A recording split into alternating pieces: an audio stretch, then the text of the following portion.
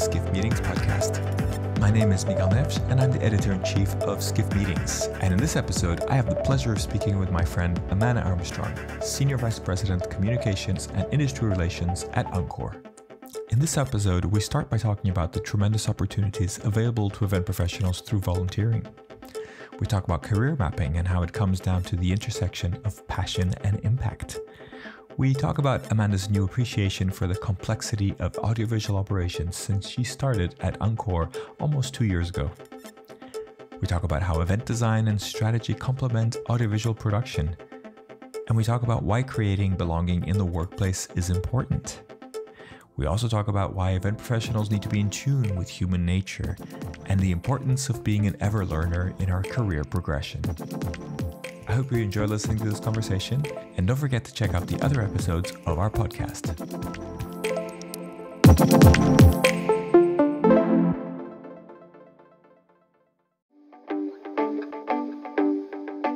And now for a word from our sponsors, PHL Life Sciences, a division of the Philadelphia Convention and Visitors Bureau. Host your convention or trade show in Philadelphia, one of America's leading life sciences hubs. PHL Life Sciences, the first and only CVB division of its kind, will connect you to the professionals at the forefront of your industry and to a culture you can only find in Philadelphia. A city known for its rich history that's forging a bright future, Philadelphia challenges the expected and defies convention. A world of discovery is waiting. Visit phllife.com to learn more.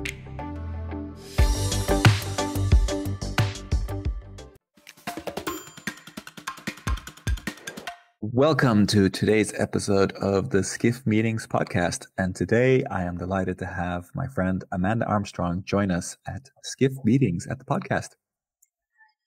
Hi, Miguel. Nice to be on your podcast. Longtime listener. Oh, thank you very much. I just learned that, so I'm very happy to hear that. So, Amanda, we've known each other for a little while, a quick few years. You're now Senior Vice President, Communications and Industry Relations at Encore. So congratulations. I think it's been about a year now, or just over a year, right? Yeah, I'm coming up on 2 years in January. So, a lot of reflection. But yeah, it's been good getting through my second year. I feel like that's always, first year is just fire hose. And the second year, you're actually seeing the impact. So yeah, 2 years in January. Excellent. So would love you to start by just telling us a little bit about your history, your story, your journey so far, if you will. And I'd love to understand the first moment when you kind of understood the events industry, understood business events as an industry, as a thing. And maybe that was in college, maybe that was before. I think for a lot of people, it comes somewhat naturally, but not necessarily a sort of obvious route. So start wherever you'd like to start. Oh, I love it. No, it definitely was college. So I think you know that I'm from Colorado originally. And and I grew up there. And so when I decided to go to University of Colorado, which is where my dad also went, so a little bit of family pressure, I went thinking, how can I create some micro communities at this really large university? And so I joined the CU Snowboarding and Skiers Club, which had thousands of members, and was going to their annual, their monthly meetings, learning about different ski equipment and the resorts and watching Warren Miller films and, just making friends. And then I found out there was a spot open on their board of directors. And I was like, what's that? It was volunteer and it was organizing basically chapter events and their membership. And so started getting into that. I mean, it wasn't altruistic. They paid us in season passes at ski resorts. So definitely, there was a payout there, but we started organizing trips over Thanksgiving break, the holiday break, spring break for hundreds of skiers and snowboarders, put them on buses and send them to Utah, Wyoming, Montana, all over. And we'd organize everything from, the meals to the accommodations to the activities, the ski passes. So we were managing P&Ls and registrations. And that was kind of my first at 18, my first access into events and really experiential events, and it was great. And I've been addicted ever since. That's quite well, I love it how you went from sort of school trips and kind of something that sounds like a lot of fun to P&Ls and sort of got quite serious quite quickly there, right? Yeah, we did. I mean, honestly, like you think about it now, the liability, I can't even believe the university let us do what we were doing, taking a ton of underage students off campus to do who knows what with a lot of beer and skiing and après ski. But we were signing contracts, with, accommodations. We would rent out huge condo complexes where we would have 6 people in a room. And so, we had to know our contract negotiation. We had to negotiate. We bought a lot of insurance. It sounds a lot of fun, but as most event organizers know, there's a lot of risk, liability, emergency planning, and also problem solving alongside all of these really fun ideas when you start to plan and orchestrate an event. Yeah. So then take us through your career after that. You then, I know you spent a lot of time at Enterprise, but you had a few other jobs in between, right? I did. Yeah. So, after college, the ski bug was in me. So I moved to Santiago, Chile to work for Portillo Ski Resorts, which the job never really manifested. I was going to be backcountry, but they had a bad ski season. And so we ended up, my ski buddy and I, we just got jobs in Santiago, and I worked for a newspaper, the Santiago Times down there, because my degree was in international relations. So it fit, and I wanted to, better my Spanish. And then I met, someone that worked in the luxury travel industry, and he was there on a trip and said, "Hey, there's this company in St. Louis, Missouri called Intrav, and they hire kind of, operations and logistics specialists, and they send you all over the world." It sounds, glamorous, but really it's just a lot of, pre-planning and site visits and advancing.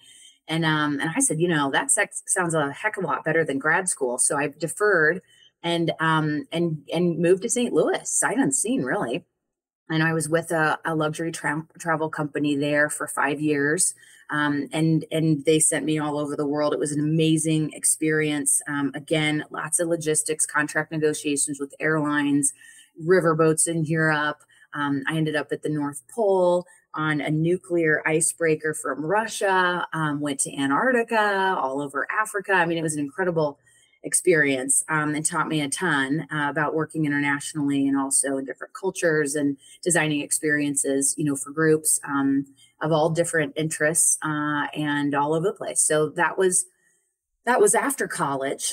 And it was amazing, but it was a ton of travel. And so I was looking for another gig that was less travel and more domestic. And that's when I moved into Enterprise Rent-A-Car. And I was there for 14 years.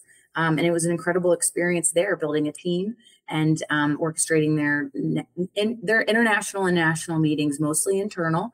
And then moving on to really start up their global travel program, their transient travel program, which was somewhat disorganized. And so we got everybody to be compliant and everybody all in one program. And so, Enterprise was great. They gave me a lot of different things to do over the course of 14 years, which satisfied my urge to learn and be curious and kind of stay on top of my skills. A lot of room for growth there. It's a big company, right? So a lot of different areas. If you think back of those 14 years, is there one or more events that really stand out for you in terms of something that you were able to achieve or some kind of really interesting design that you were able to do on your initiative? It was probably one of the very first large events that I did with them. And it was their daily rental meeting. It's usually in Orlando every year in the springtime.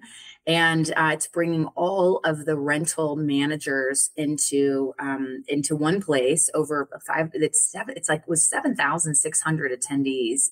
So it's over the course of 3 days, 5 different hotels. So the logistics in managing, over, 50 buses bringing people to and fro and all of the, the simultaneous general sessions, the breakouts. I mean, it was a big puzzle to solve for. And it was really great. Actually seeing how we came together, and it was completely staffed internally, which I was like, I couldn't believe it. I was like, we used a DMC, Hello, which of course is still a partner with Enterprise and also a partner of mine. And Paul Mears and his team were fantastic. And they just it was great to see that many young professionals come together, network, connect, learn, be recognized. And it was a lot. It was a lot for our internal team to handle. And we used administrative assistants from all over the country to fly in and help us with registration and all the on-site things that we needed. So there was a lot of training. But I love that. I love that we were using internal resources. It gave a lot of company pride in doing that. So that was fun.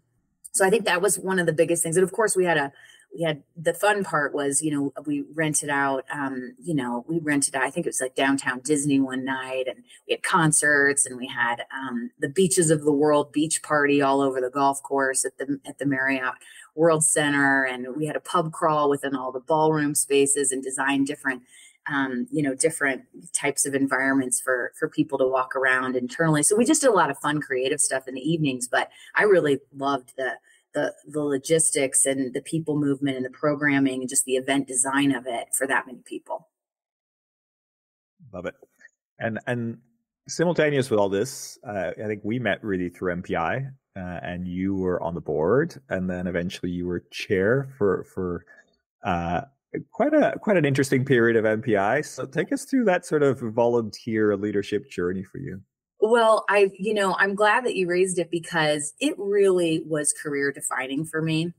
And so I would say if anybody's listening and thinking, gosh, how do you decide what you want to do, or how do you upskill, or how do you do something outside of your job responsibilities? I mean, I really do feel like volunteerism is the way to do it. I had gotten a job before the enterprise job, and I realized that I kind of oversold myself a little bit in the interview in certain areas. And so I had kind of oh no, I need more training. And so I reached out to the local chapter in St. Louis of MPI, and I started attending their meetings and then got involved in their local chapter leadership program, which was just great networking for me to meet some peers. And we had a phrase then, you buy MPI. And so a lot of the suppliers were a part of that chapter, and I got to know them as people. And our industry, Miguel, it's a relationship-based industry. You develop a lot of trust with people. You want to know their values, because when you have an event, I mean, that's your baby. That's your Super Bowl. Like, everything's resting on that. So you need to know that people have your back.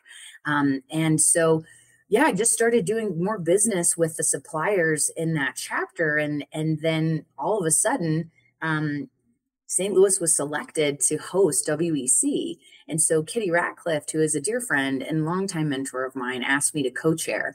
And so that was great because I got exposure, to MPI far beyond a local chapter level. And that really opened my eyes and really made me grow as a leader. And then I raised my hand to apply for the board of directors, and that's where we met. And I was on the board for 7 years, which is crazy looking back. But I started off as just a board member, and then raised my hand for, the vice president of finance, because we were looking at different revenue models as an association, and we ended up acquiring Plan Your Meeting. And I'd never done anything like that. So it was great learning.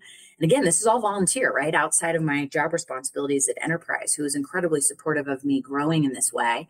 But I mean, who gets exposed to, mergers and acquisitions, as in their early 30s, if you're not sitting in Wall Street or, in finance. So that was really cool. And yeah, and then I was asked to serve as the chair. And so I had 3 years as it's chair-elect, then the chair, and then I had 2 years as the past chair because COVID hit.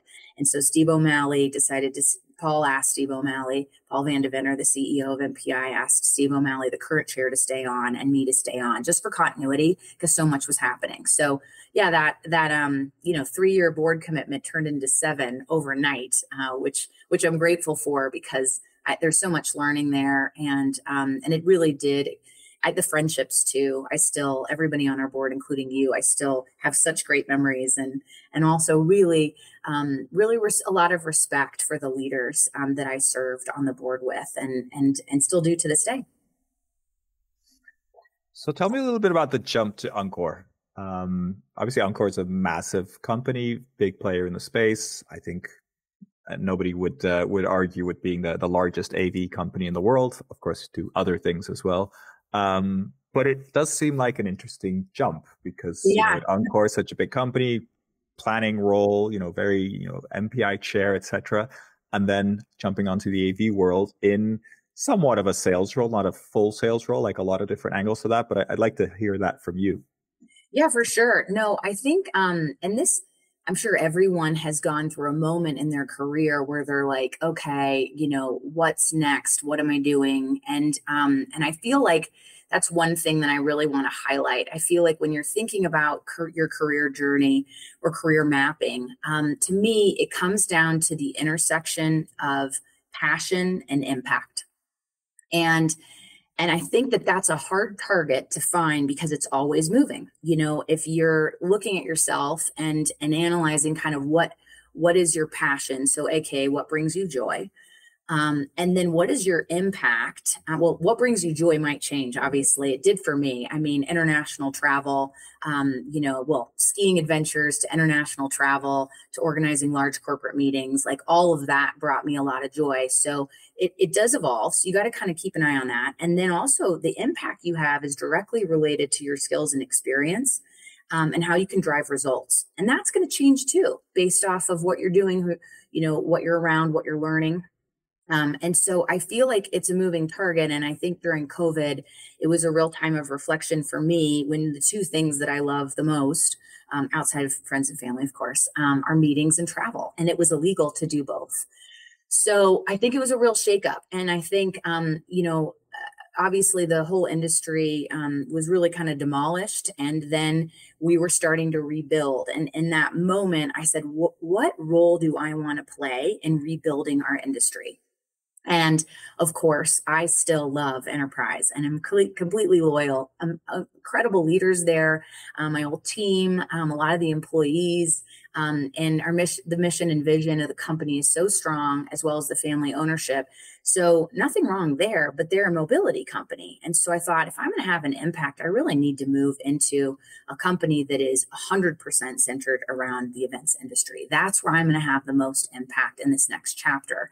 And the need was a rebuild.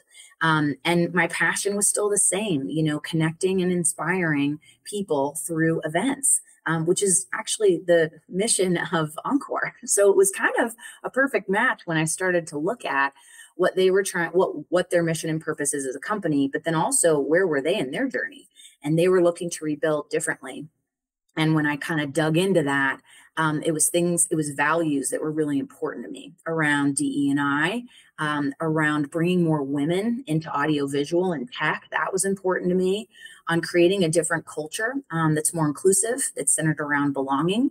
They were leveled in the pandemic, and I think they were down to just over, or maybe around 2,000 employees, down from 12,000 at one point. So you can imagine when events started to come back, the hiring that they've done in the last year, I think it's over 6,000 now, just in the last 18 months, just to get back up to speed. And that's a real opportunity to set culture and to focus on initiatives internally. And like I said, the inclusive and workplace was important, as well as a diverse workforce was important to me. And so it really just started to align on my passion, my impact, and my values. So has this made it easier for you to explain to your family and friends that aren't in the industry what it is you do? Yeah, it depends on the day. So I think so. I do think being a part of Encore, and they immediately went to the website and saw, oh, wow, you guys are more than just a technology company. You're an audiovisual. You do event design.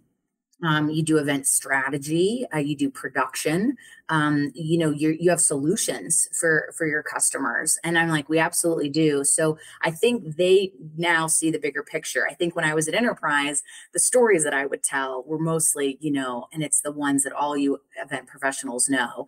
It's kind of the big wins and also the big nightmares. And so I think my family was like, we know she brings a lot of people together. There's always issues, especially the one time when there was the hurricane in Florida and we had to evacuate 700 people out of Orlando. So we luckily put them in rental cars and we got our fleet out and we got our people out. But that was a really stressful 36 hours. So I think for a while, my family thought that I was somehow involved in evacuations. and from events. But yes, I do think, Miguel, it helps now, letting people know that, the company that I'm a part of is really solutions, end-to-end solutions for meeting planners. Whether you're doing breakouts at a hotel or you're organizing something much larger for thousands of people, we will provide the solutions there. And working in my department, which is marketing and being over communications and industry relations, is really rewarding for me. So I'm not doing the logistics and operations anymore. I do a little bit with industry relations, which is fun. But yeah, I'm out of that ops role now and more sitting on the corporate side. You miss the ops role? Of course. I think when you are, that's all I've done. I think I love the thrills. I love the planning. I love the teamwork. I love seeing your work manifest around you. I think that's a big thing. I think that's a big motivator why so many event professionals do the job we do, is because we actually get to see all the hard work happen, and be a part of it, feel the energy, see how attendees feel included and are inspired, and you see their faces. And so it makes the late nights and the last minute changes and the problem solving all worth it when you're on site and you get to see it all manifest. So almost 2 years with Encore. Mm-hmm. Curious about how you look at audiovisuals and production today compared to how you looked at it in your previous role or in the life before working for an audiovisual production company. Yeah, so that's a great question. I mean, for me, I always knew that it was complex. We use several audiovisual providers and production providers at Enterprise along my 14-year journey. So, and they were an extension of our team.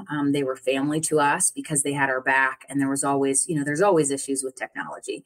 So I always knew it was complex. I think being a part of such a large organization, with over 10,000 employees at this point across multiple countries, just the enormity of, our warehouses, our equipment, transportation, the way we get equipment from place to place, the training involved. Encore University is top notch as far as employee training that I've seen. And I've been around, with my service and, with the associations. It really is preparing our team members for a career.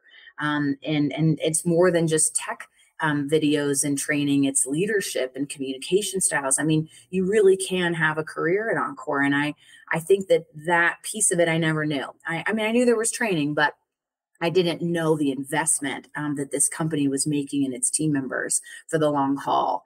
And that's, it was something that opened my eyes, and also, to the buying for the supply chain of, how much equipment we buy and how to keep it organized and tagging it and shipping it. And there's a whole, logistics piece behind supply chain and equipment management that is, I always knew it existed, but, now I know much more about operating a business of this size. So I think the complexity is what I, really opened my eyes to. And then also the level of training that is for our professionals.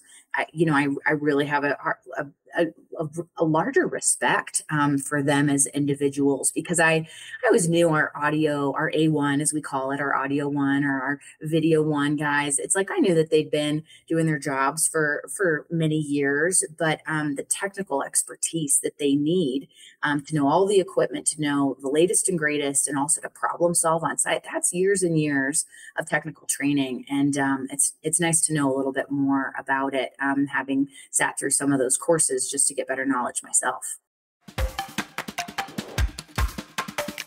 Are you ready to celebrate your successes in the world of meetings and events? The Skift Meetings Awards are back for 2024, recognizing the most innovative business events companies across 15 categories, and we want you to be a part of it. Winners will feature on Skift Meetings, sending a clear signal to events professionals around the world that these are partners they can rely on. The final deadline for submissions is June 11th. We encourage you to start your submission today to secure the best entry rates. For more information and to start your submission, head to live.skift.com.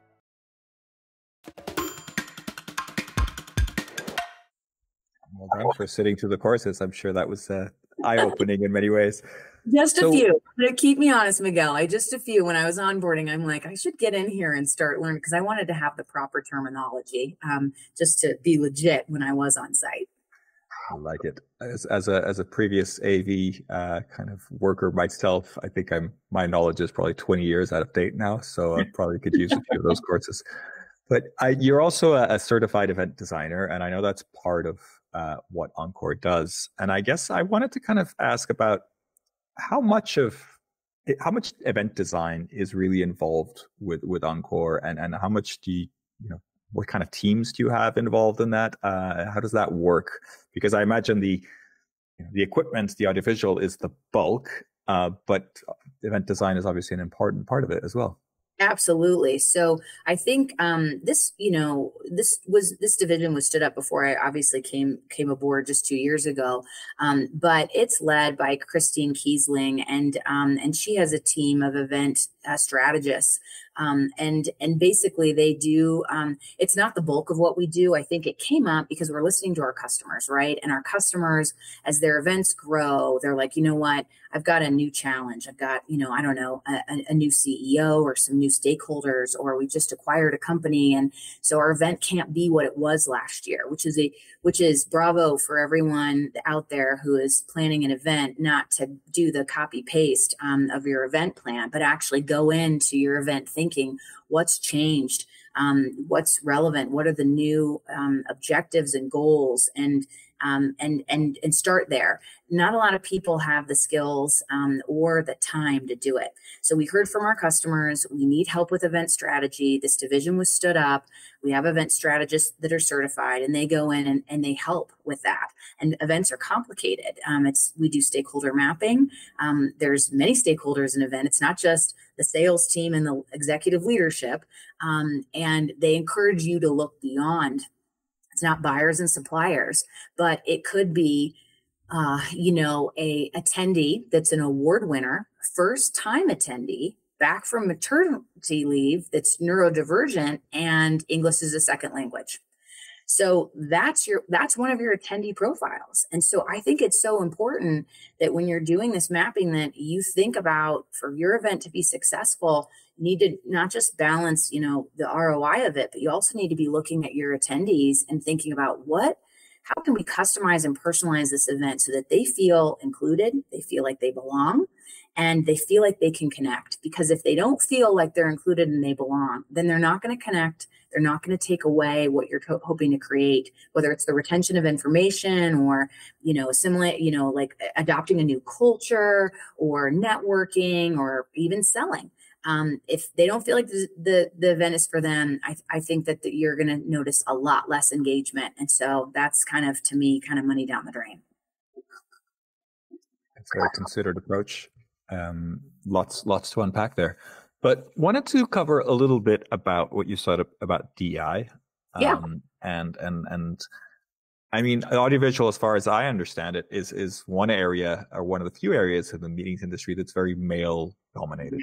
Right? It is. The equipment, the production, the driving, the transportation, all that. It's very, but you mentioned this role of women in AV. And I know we've had Anka Trifan on the podcast before. Mm-hmm. She's an AV person that's also kind of talking a lot about the role of women in AV and really trying to lift them up.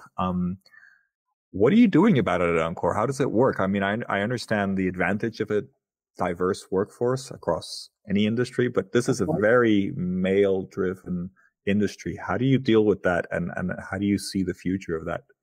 Yeah, so hats off to our HR team. I think this was something, like I mentioned before, as we were building back, we wanted the workforce to look differently, not just at Encore, as far as our DE&I goals, which, by the way, at DE&I, we added the B because we feel like that's the result of diversity, equity, inclusion. You feel like you belong. So we are DE&I. We have a DE&I strategy now. But, going back to that, I think that the HR team knew, let's build back differently. We want more women. And so what are some of the things that are the obstacles for women coming into our environment, as far as, where we sit? And I think one of them was just a lack of knowledge. And I don't know if you've read any of the articles out there about what prevents sometimes women from throwing from a new position or applying for a job is that many women want to have all the box checks. And I've been one of those where I've said, okay, I don't have all the skills, so I'm going to skill up until I get 10 out of 10. And where many of our male counterparts sometimes say, I've got 6 out of 10, I'm going to go for it. And so one of the things is let's get technical training out there. And so we have technical training on our website for free. And it's certification that you can take, anyone can take. And it's called the Introduction to Event Technology. And it's designed to provide kind of a high level overview outlining the processes needed for administering tech support and to transforming kind of an event and utilizing AV equipment. And so it's out there. It's part of our WAVE program, which is Women in Audio, Visual, and Events, where we're trying to create a community internally and externally. And so that internal piece is, once you take the training and once you're hired, you're part of the WAVE program where we offer networking, we offer mentorship, and within certain cities, there's WAVE events. Virtually, there's WAVE events to kind of create a community for women new to audiovisual. And it's going really well. I mean, we're probably in our first year, but I think of the technical hires that we've made in 2019, it was about 11%, and we're up 3%. So we've got 14% of the technical hires are female. So we're making our way. We're not there yet, but this takes a while. But it is an increase, and we're pretty proud of that. I think all increases are valuable and always going in that direction. What about pay equity? I know you mentioned that earlier, and are you making sure that there is pay equity across the company? Oh, absolutely. I mean, again, hats off to HR on this one, because when I was hired in, I did ask some questions about that, which would be some advice I have to anybody that's thinking about a career change. When you're looking, it's really important to ask the right questions. I mean, the first thing I did was I looked at the website, as far as, okay, are there women in executive positions? And there are, our CMO, our CFO, are both women. Myself, our head of commercial is a woman, our head of production is a woman, all SVPs. We just hired our center of excellence, who's standing that up. So really diverse. So that's a good sign to see. And then when I got into the interview, I was asking really about their DE&IB strategy. Do you have goals? Do you have targets? And they did. So, and they were resourcing it. And then I did ask, how do you, ensure pay equity at your organization? And these are questions that, aren't easy ones. But come to find out, having worked there, we actually do several different checks throughout the year. And so the first one obviously is, at the hiring. Looking to the market to see what is the market range. So that's one. Then it's in the review process. The HR team looks across the whole organization to make sure that people are paid, according to their skill set, their title, their level, that it's all equal. And then there's another audit too when we budget. And we're thinking about, are these positions, do we need to be paying more for them based off the market, and making sure to keep the equity there. So several checks and balances throughout the year. And the team that does it, I mean, I've seen the data, and it's down to like the 100th decimal that they're measuring this. So they are very diligent, and it's important, because pay equity is definitely something that we're still struggling with it. I think from a global perspective, as far as men versus women, but I do think corporations can do a lot there with their due diligence in their process. It sounds like you're covering a lot of areas already there. So impressive stuff. So thank you for sharing. I know you also received an award recently from Great Places to Work. I imagine these things are connected, right? Yeah, they are. So yeah, I don't know if you're familiar with the organization, but it's a third party, the reason why I think that this is important or it's impressive to me is that, when you are thinking about a career change or you're moving into a different company, I think it's really hard to understand company culture. And so, you do your due diligence and maybe ask people who've worked there or working there now, or get on Glassdoor or whatever you want to do. But I think that having a third party that sends a survey that measures you against metrics outside your organization on where you sit, and then having a leadership team commit to raising the bar each year, that's really powerful. Having that. And so I think last year we did it for the first time. And, of course, we were a little nervous. We were building back from the pandemic. Events were crazy. The demand was insane. And we got certified. And so we were thrilled. We got access to all the survey results. We went through them. Each department is given theirs. We're challenged to go and pick a couple areas to have year over year percentage growth in those scores. And then so this fall, we got our second Great Place to Work certification, and we were recognized in actually more countries, 7 now. So it would be Australia, Austria, Canada, and Mexico, New Zealand, UAE, and the US. And so, and that grew from last year. So we were really excited about it. And it's a great way, it's a good anchoring principle, which is one of our strategic pillars for next year, is to be creating a great place to work for all. That's one of our pillars. And so all of our plans need to have something around that, around leadership, around retention, around teamwork and communication, all the big things that make a place great to work. Love it. I think that's a nice way to bring things together, right? Because you've working on all these different initiatives, but ultimately it's the result you want, right? That belonging, that having a great place to work is, the end result that you're looking for. So you must be proud. Yeah, I think, it's leading to what I mentioned before as the belonging, right? That's the outcome that we want our team members to feel. And as leaders, I think it's our job to make sure that we are creating a sense of belonging in the workplace. And there's a lot that goes into that. But it makes sense for us to do it internally, because we're really trying to do that externally with our attendees, because we want them to come together and feel belonging. So I think you've got to do it in both places. And I think internally, I've been impressed with, we have employee resource groups. We call them BRGs, but it's an employee resource group. And we've got several of those to have those micro communities like the WAVE community. And that does help, I think, create a sense of belonging at a big corporation.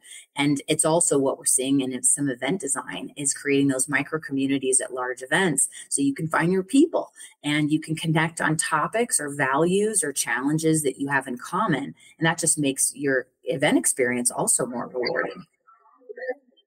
I love that you're trying to kind of do what you do for your clients, but also internally. I think that makes a lot of sense.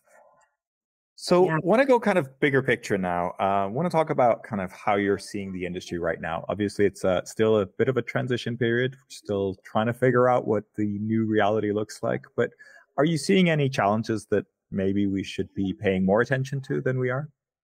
Yes.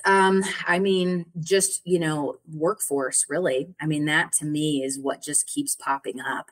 The strikes that were in LA, I'm based in Southern California and San Diego. And so our neighbors to the north were really struggling with that. And then also we just, what was going on in Las Vegas, with the casino teams and their negotiations.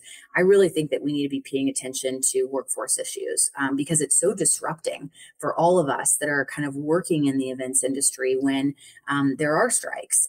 So, the way I kind of think about it is, we really need to be serious about recruiting top talent and retaining them for the long term. And that'll be key for our industry's prosperity, in my opinion. How do you do that?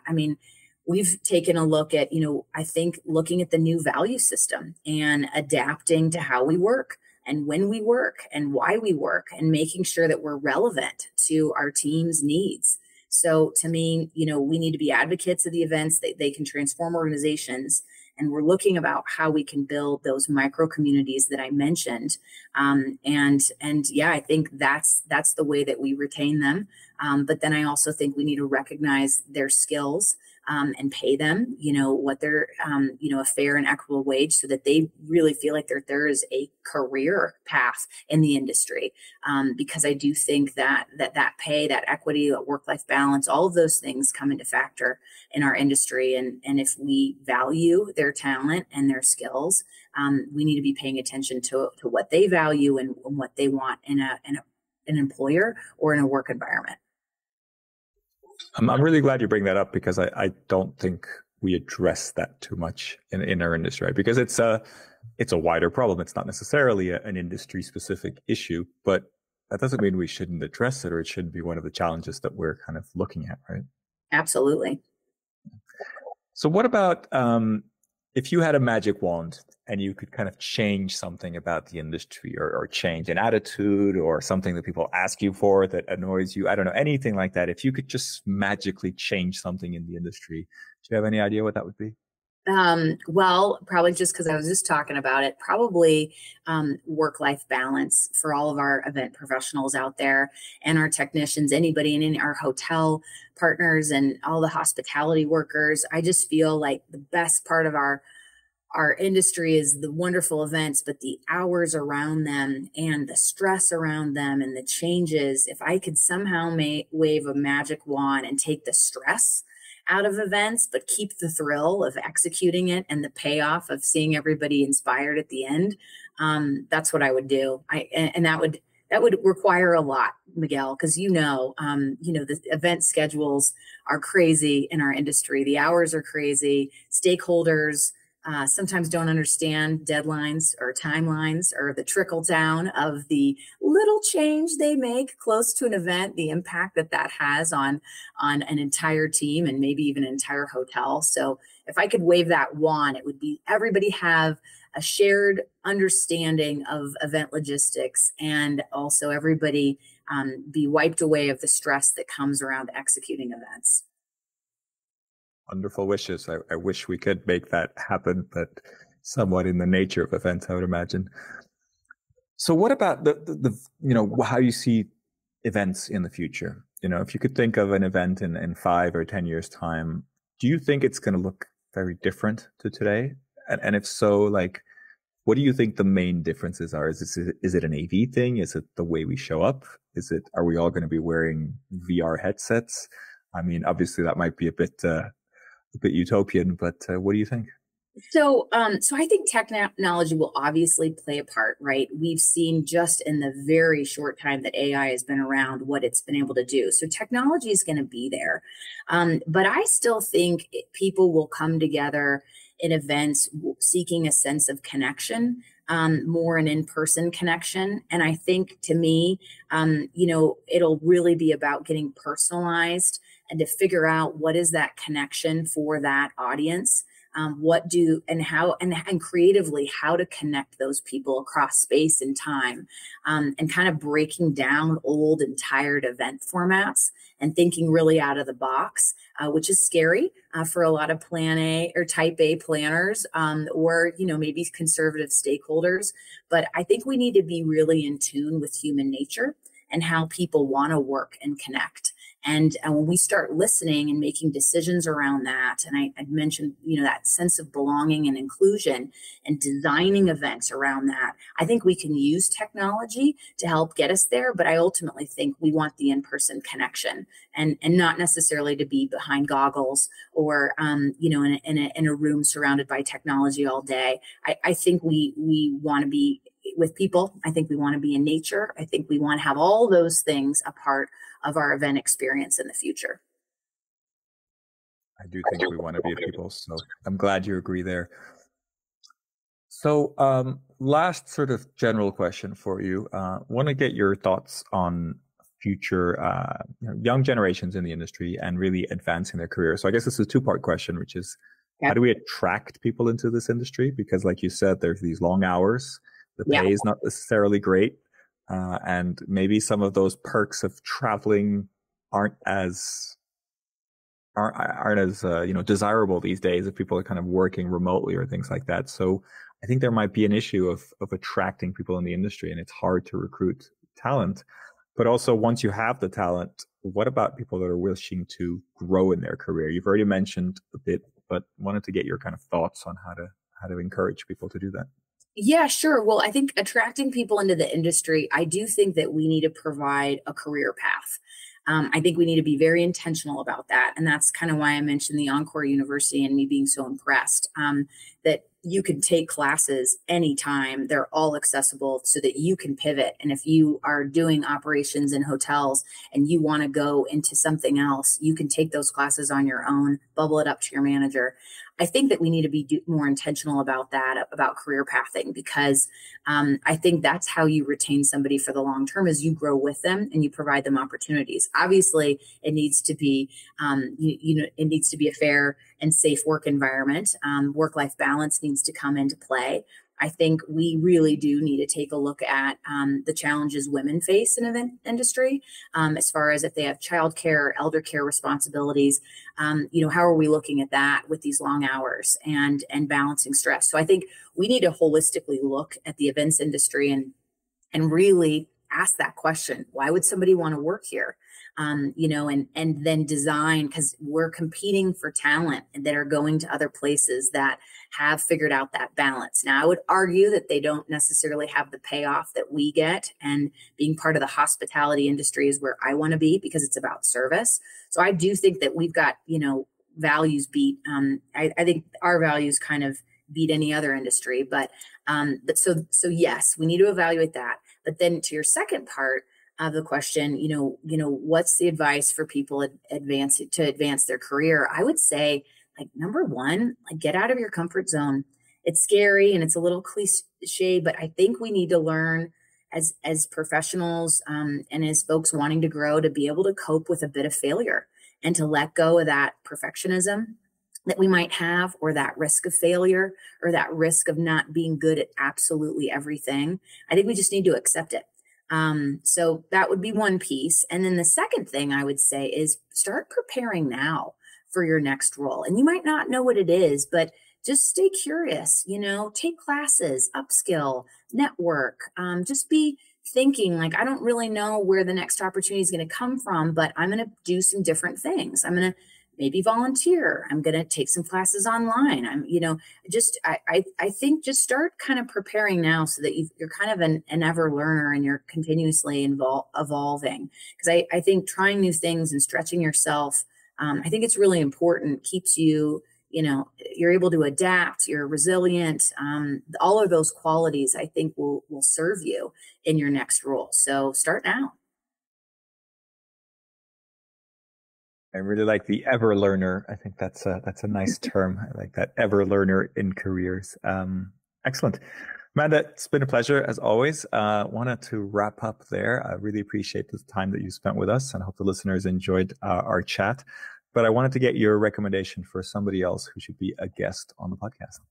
Well, I would say Michael Bush, who is the CEO of Great Places to Work. I was able to see him at an industry event on stage talking about his leadership style and his company and what he's trying to do. And I really respect his mission. So I would say Michael Bush would be the next person to have on the podcast. Excellent. We'll try to make that happen. I think it's excellent suggestions. So thank you for that. Amanda, it's been an absolute pleasure. Thank you for taking us through your journey and your role and all the interesting things that you're looking at the moment. I think it was very interesting for me and hopefully for our listeners as well. Right. So appreciate your time. Oh, my pleasure. It's always nice chatting with you, Miguel. And until the next time. Thank you very much.